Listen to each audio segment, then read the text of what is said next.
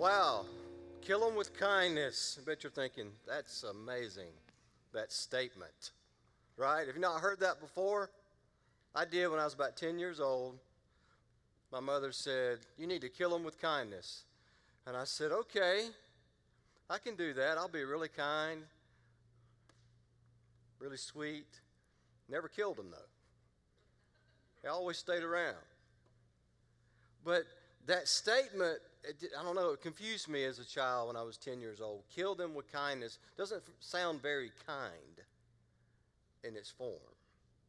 But what it's saying is it's better to be good, I guess, than to be mean. Do you find you enjoy being kind to those that hurt you? No.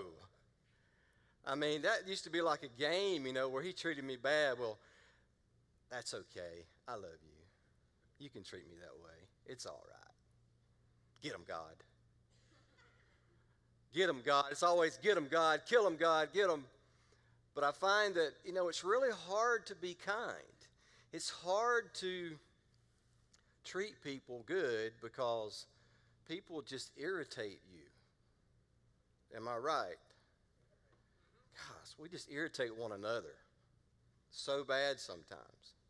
And you're thinking, how can I have peace with this crazy person that I work with or go to school with or I'm married to?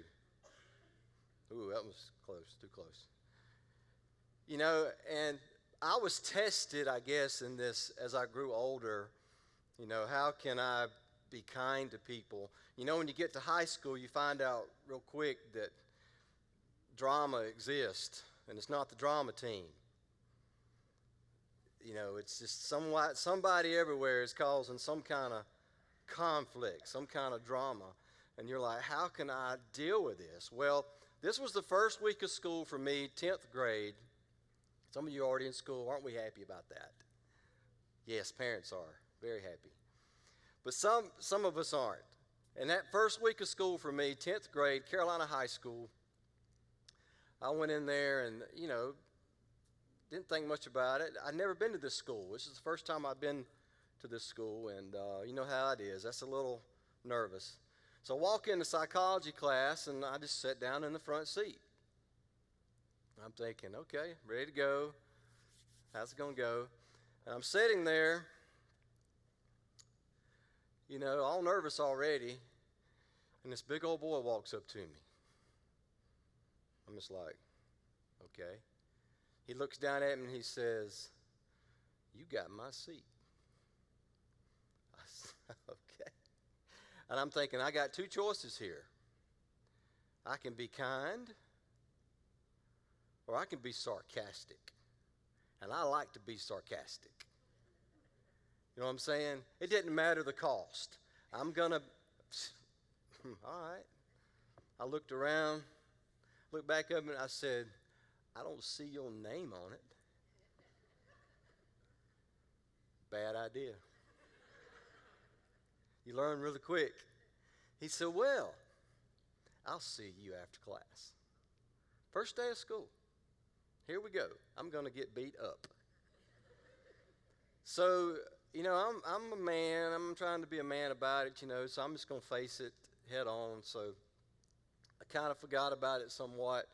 I walked out in the hallway, and there he stood with 4 other guys. I'm like, now that's not fair at all. And he's like, well, I warned you that I would meet you out here, and we were going to take care of this. It's all over a seat. It's crazy. And I just, okay. You know how you just I'm getting crazy.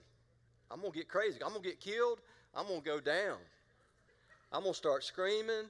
I'm going to start yelling. I'm going to start throwing books. I'm going to do whatever I can. You're going to remember this. And right before it went down, I heard this voice behind me said, is there a problem? I turned around, and it was 5 guys from the football team that I play football with that walked up behind me. And the big guy said, is there a problem? And I said, yeah. Is there a problem? Come on. In that moment, man, I was relieved. Peace came over me. I'm like, phew, thank you, God, you saved me today. Now, I don't know what happened to that guy, honestly. I never saw him again. I don't want to read into that. I don't know what happened. He must have got expelled. I don't know. I just know I didn't have to deal with him again. But I say, we're talking about peace. How do we find peace in a world that is constant conflict? Constantly dealing conflict. You had conflict on the way to church here today, I'm sure. Yes. You had conflict getting out of your bed this morning. You had conflict getting the right clothes on. You had conflict getting your kids ready because they really want to sleep in now that school's in, But is peace really possible? I would ask that question. Is peace really possible in your life? Is peace possible? Can it happen? If I were to answer that years ago, I would say I don't think so. And there's many times today, yesterday, last week, that I would say I don't think peace is possible. I know it's supposed to be. But how, God? How can I have peace when it's always conflict? I think conflict will always be there, unfortunately. But in John 14:27, Jesus said this. Before I say this, I want to preface that with this, the context of that verse. Jesus was sitting with his disciples. This is the day before he was to be crucified. And he said these words, "Peace I leave with you. Not as the world gives, give I unto you. Let not your heart be troubled, neither let it be afraid." So peace, yes, peace is there. God has brought it to us. We didn't have it until Jesus came on the scene. He said, "I'm bringing peace. I'm leaving it with you." So the answer to that question would be yes. Peace is possible. But some of you are doubting me this morning, I'm sure. You're thinking, you don't know my situation, Brian. You don't know the conflict that I'm in. You don't know the relationship I'm in. Anybody have a friend do them wrong recently? Anybody have a friend just was your friend for life? Then all of a sudden you don't even speak to them anymore. They're gone. I have friends like that, and it hurts. People that I love dearly, I can't even have a relationship with. What do we do about that? It may be a marriage that God is just, there's conflict in it, and I don't see hope. I don't see possibility. But Jesus said, "I'm bringing you peace. I have brought you peace." He said it. I leave you peace. I want to throw a couple of pictures on the screen here, just kind of help have some fun with conflict. What may be a conflict for you in your life? I just threw some stuff together, and what I want you to do, I want you to help me, okay? What I need you to do, I need you to go, "Ah," when you see something peaceful. Okay, let's try that. 1, 2, 3. Oh, gosh, that's sweet. I'm crying. That's so sweet. Now, when you see something that's negative, not so peaceful, I want you to go, "Ooh." Try that. Ooh. Or Jimmy Fallon would be, "Ooh." Can y'all do that? Go, "Ooh." Okay, that's, some of y'all didn't do that very well, but that's okay. So what I'm going to do, I'm going to throw some pictures up, and you got to help me out, okay? I don't know what they are, what order they're in.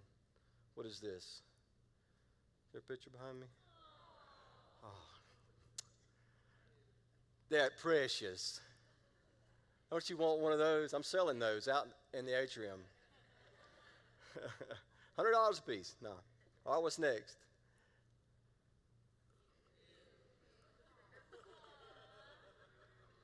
Ew, ooh, Some of us don't know.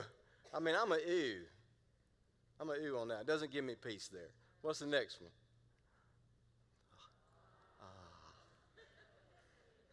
Gotta have my coffee.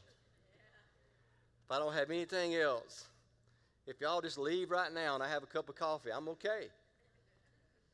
Coffee brings peace. What else? Ah,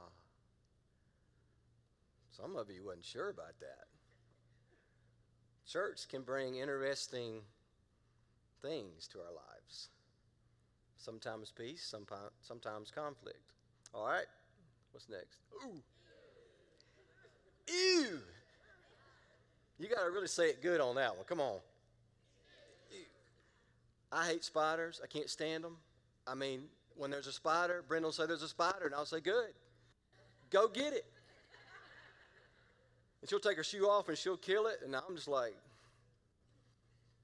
I don't want nothing to do with that. Just freak out. You ever been in the car and one of them comes down? God, it's crazy. Sorry. I just went on a tantrum there. What's next? Oh. Went to the beach a lot this year. I enjoyed that. Sunsets are good. What's next? Roller coasters. Wee! That's a wee!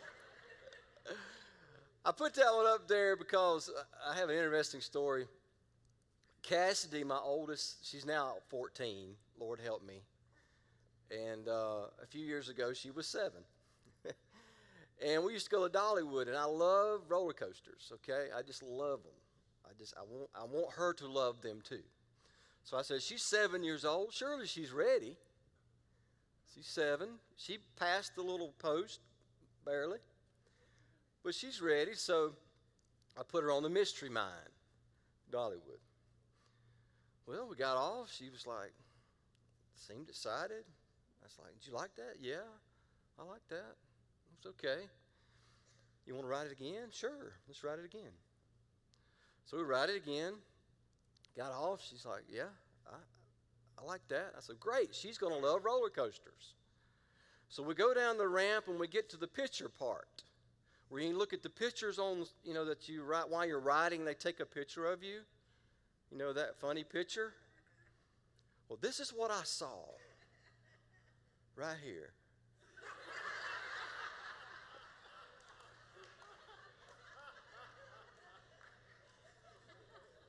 That's not peace. That is terror. And I'm thinking, I'm so sorry. To this day, she won't get on that ride. She doesn't trust me anymore. I have to bribe her to get on roller coasters. But don't you just love that face? It's just, but, peace was hard for her that day, and she had to make a choice. And is peace possible with all the things going on in our lives? Is it possible? Did God make a way to do that? He sure did. He sure did. And that's the way we look at life sometimes. That's the way we look at our relationships. We look at our finances. We look at our church sometimes. We look at, our school, our career.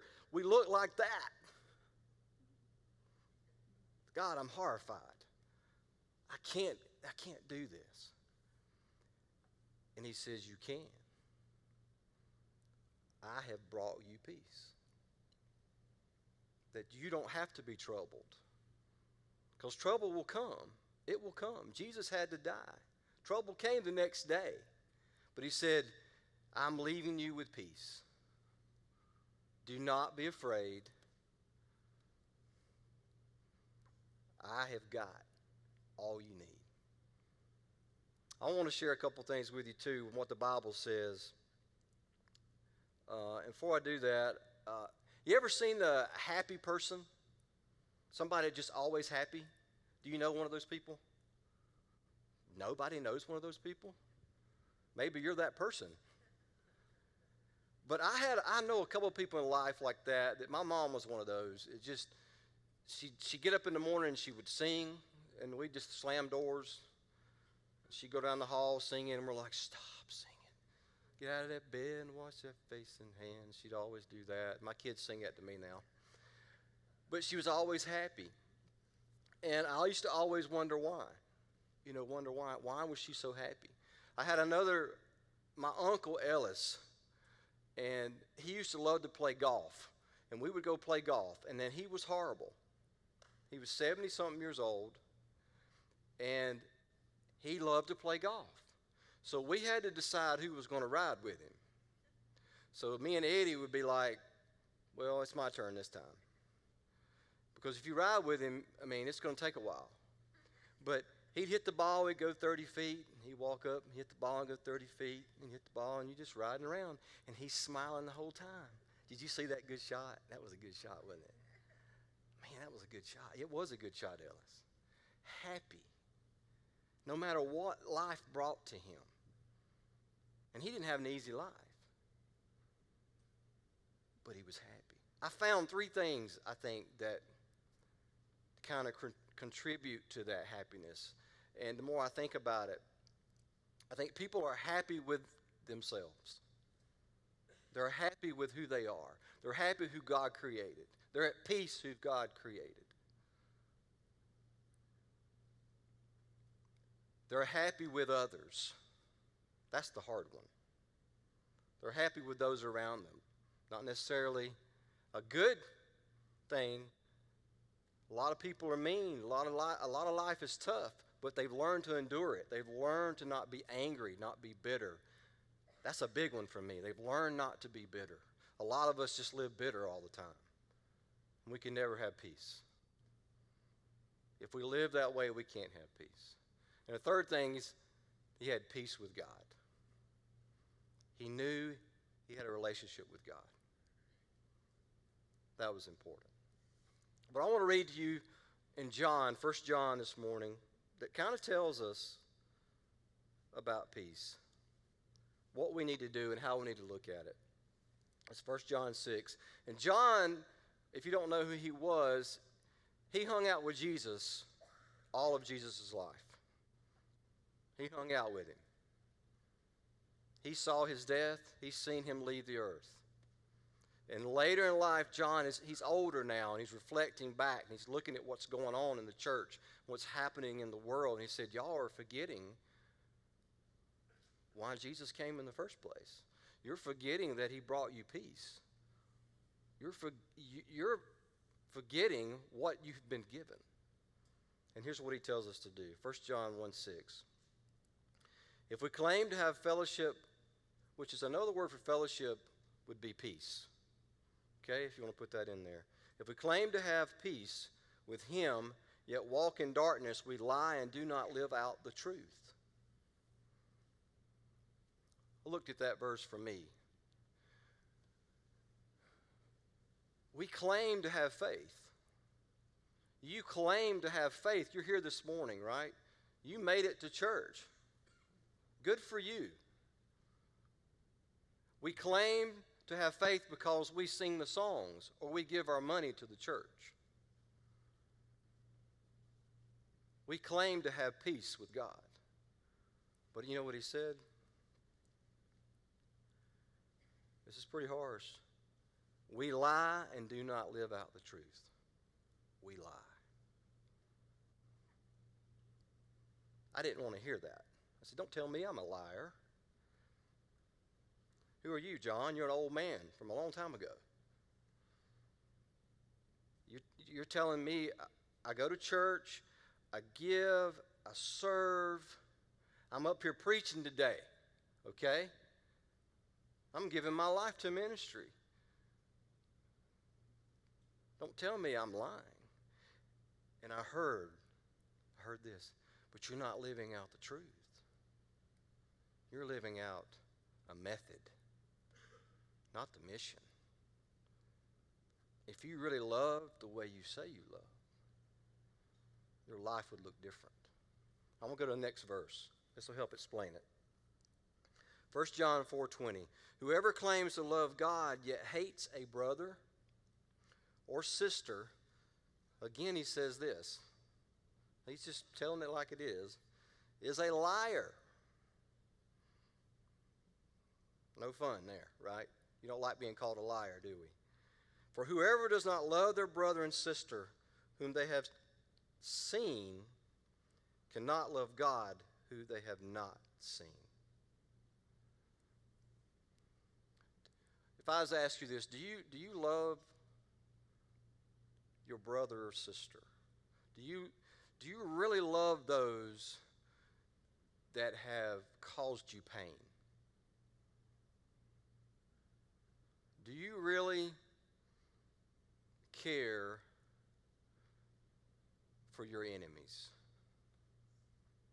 I didn't, and I don't sometimes. That's what he's saying.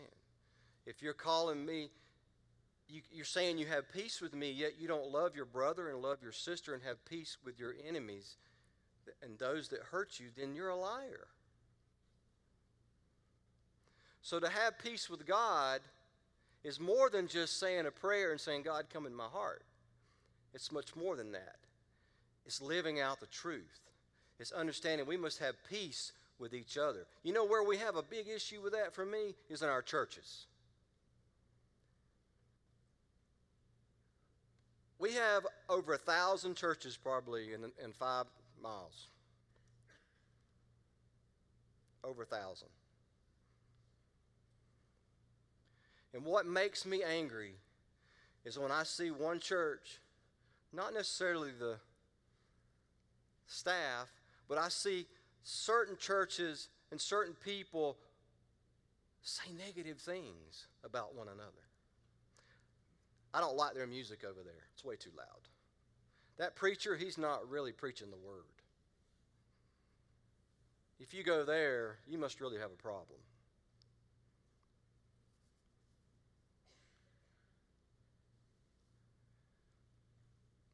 I'm sick of it. I'm sick of us as Christians living a lie. We say we love at Marathon. Are we passionate about loving the community? Are we really? Then we'll learn to love those that hurt us. And I've had to learn that. I've had people that just, man, doing ministry, sometimes I feel like I've just got knives all in my back all the time. Knives in my brother's back.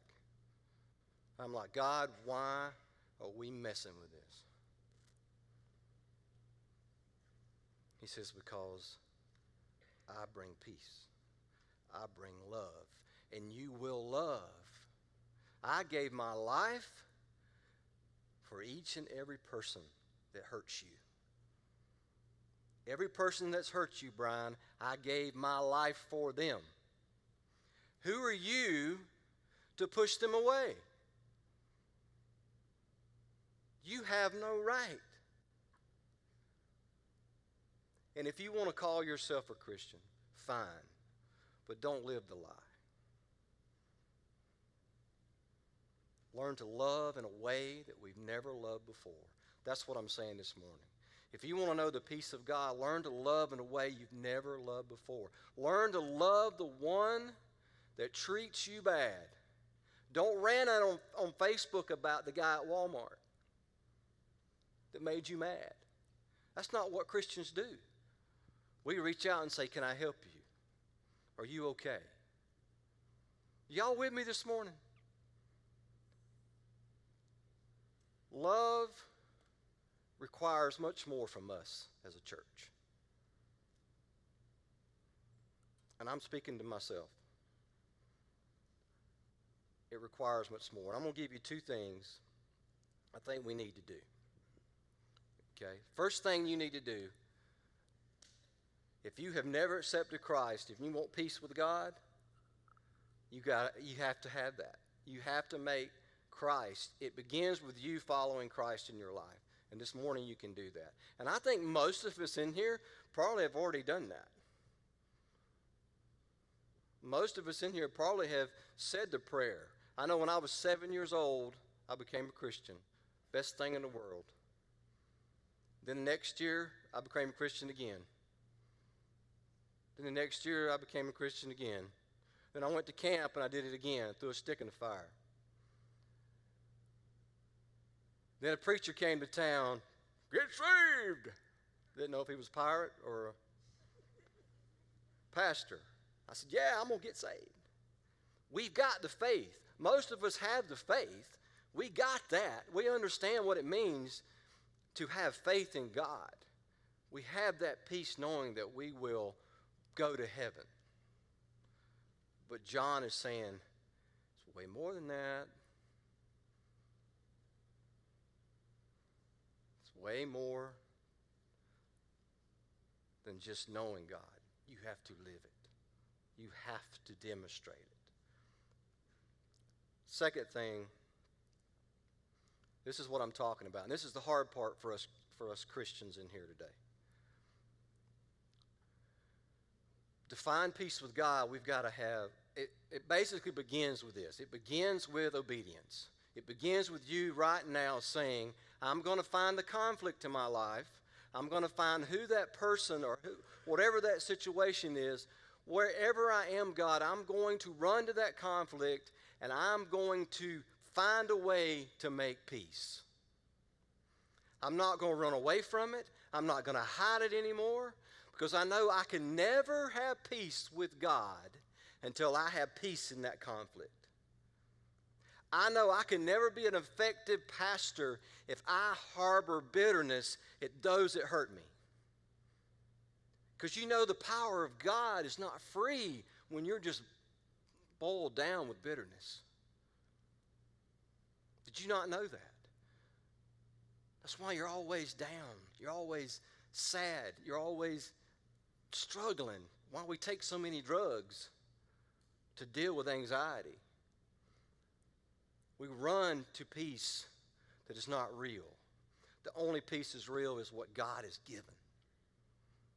He says, I leave it with you. So Christians,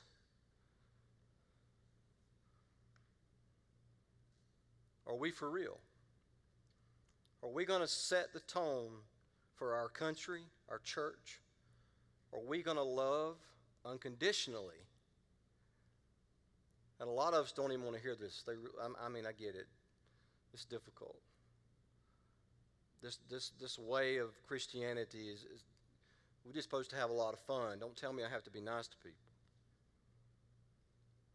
But God is love. He is love. And if you have God, you have love. If you don't, it doesn't work. You will never find peace. Peace is possible, but you'll never find it unless you learn to love like God. I'm going to tell you a quick little, gosh, time flies when you're having fun. Do you know that? Little story. Just to kind of help understand the love of God for me was this moment in my life. And I've shared this with you before, but it's been a while. But we used to go to the lake a lot, and we'd take our pontoon. And Lily was about 5, I'd say, just learning to swim. And we went to this beach. You know how you can go to the beach and just kind of dock at the beach, and then everybody gets out and plays, and we get on the floats, and we have a good time. And I wasn't paying a whole lot of attention, and I'm just sitting on the boat, and all of a sudden Cassidy, you know, she can get really loud and dramatic sometimes, and she was like, Daddy, where's Lily? And it was that voice of, oh my goodness, the world is over. And I said, I don't know.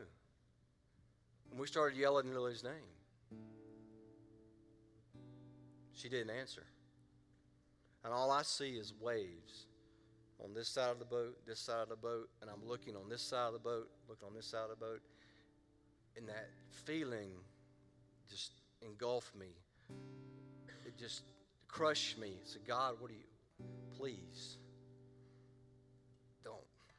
don't take my girl. It's that moment when I realized how helpless I was. And then out of the motion of the waves, I heard, "Hey, Daddy, I'm right here." "Come here." No. But I was so relieved. I was just like, that moment when you're just like, I'm so glad it didn't happen. I'm so glad God took care of me. God's peace is like that. When you find His peace, it's like, yeah, I'm so relieved. God is, you may not be looking for Him, but I guarantee He's looking for you. He's looking for you today. And He wants you to find Him. He said, because I have the peace. I have the answer that you're looking for. I just want to do something a little different this morning. I just want you to bow your heads.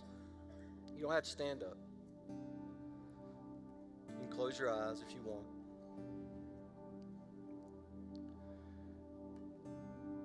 As we talk about peace today, I just want you to reflect on it. Because we're going to sing a song in a minute. But I really want you to think about your life. Think about your situation.